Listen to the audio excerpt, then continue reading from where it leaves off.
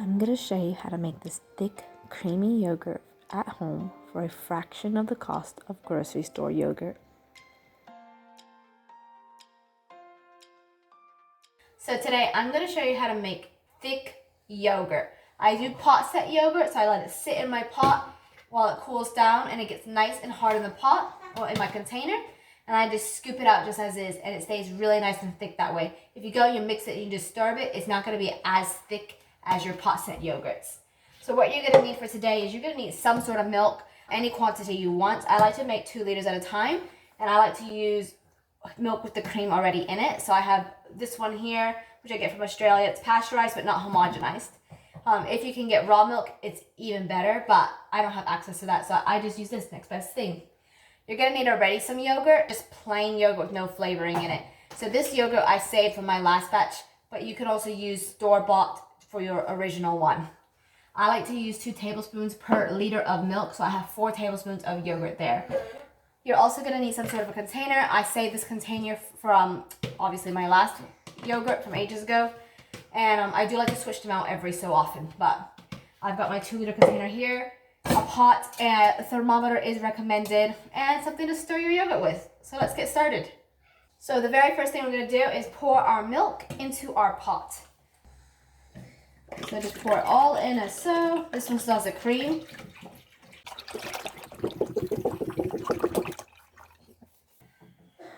So I have my setting on medium-high heat to cook my milk. There's several reasons why you want to cook your milk. The first reason actually is to evaporate some of that liquid, so you're left with more milk solids in here, and that will lead to a thicker yogurt. So we will be cooking this milk once it reaches the temperature of 180 degrees Fahrenheit, 85 degrees Celsius. I will keep it at that temperature for about 20 to 30 minutes. You want a lot of that to evaporate, so you're left with a thicker yogurt at the end.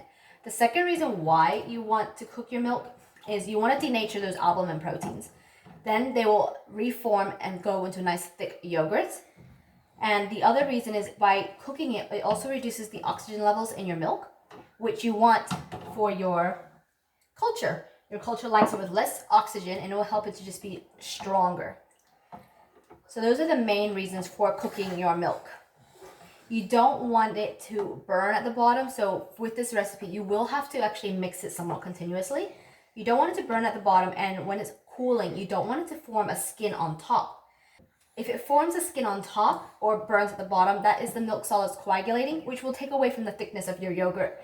So you're not going to have as thick a result at the end. Alright, so my milk has just gotten to the 180 degrees Fahrenheit, 85 degrees Celsius. So I turned off the heat, and I'm just going to keep mixing it now for about another 20 to 30 minutes, depending how I feel. I don't want the bottom to burn. That's very important. You don't want your milk burning. Now, normally what I do, so I don't feel like I'm just wasting a lot of time, is I will listen to a podcast while I mix, or I might Skype some family members. So those are just some other options of something you can do. Watch a YouTube video, listen to some nice music while you are stirring your yogurt. So it just gives you something to do, and it makes the time go by so much faster. Once it's been 20 to 30 minutes, you're going to want it to cool down to 110 degrees Fahrenheit, which is 55 degrees Celsius. And we'll be adding in our yogurt culture then. So I'm just going to mix away, and I'll show you the next step shortly.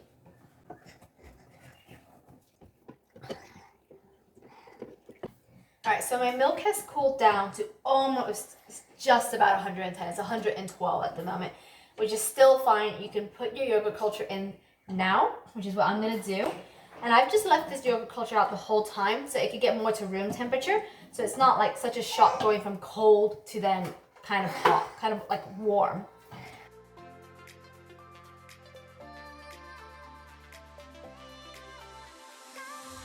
And now I can take my thermometer out. And then all you're going to want to do is give it a little bit of a mix and put this into whatever container you have. I have an old yogurt container that I have saved. You can put it into some glass containers, some glass mason jars if you like. Seal the lids. And I'm going to put mine in my oven. You want to keep it somewhat warm. You want it to stay room temperature so it can to thicken up and the bacteria can continue to grow. So we want that to stay nice and warm for about 12 to 24 hours is, for me, ideal. The longer you leave it, the thicker it will get. You don't want to leave your yogurt more than 36 hours because then your bacteria is actually going to start going hungry and going on starvation mode.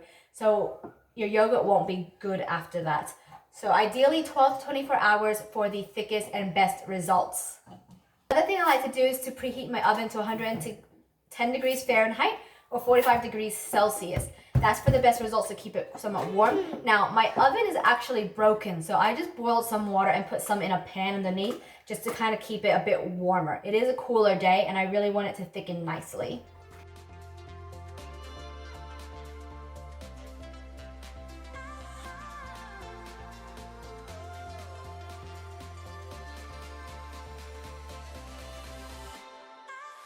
All right, and put it in the oven. Good job. Close the oven. And now we're just gonna leave that in there. I'm gonna leave it for 24 hours. So we'll see how it looks in the morning.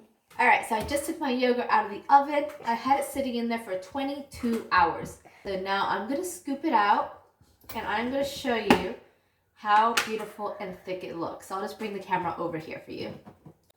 All right, so let's scoop it out now and I will show you how beautiful and thick that came out. I mean, look at that. There is a nice thick wobble. It also left a nice cream because I don't use homogenized milk. It's non-homogenized. You get left with like this yellow cream on top, which is very beautiful. I love it. So just like that, that's how easy it is to make your own yogurt at home for a fraction of the price. It would have cost me about $12 at the shops to make this 2 kilos of yogurts, and instead it just cost me $3. So I think that's a win-win. The yogurt will last anywhere from about 7 to 14 days. We normally eat the yogurt within 7 to 10 days, but I've had it in the fridge up to 2 weeks and there was still no problems. You'll know if there's any smell in it. So if it starts to smell funky, then throw it out. But normally it's pretty good. Make sure you save yourself a little bit left so that way you can make the next batch of yogurt. My son is very eager to have some yogurt for breakfast, so I'm going to get started serving him now. If you haven't subscribed to my channel, please subscribe and give it a thumbs up if you like this video. See you guys again soon.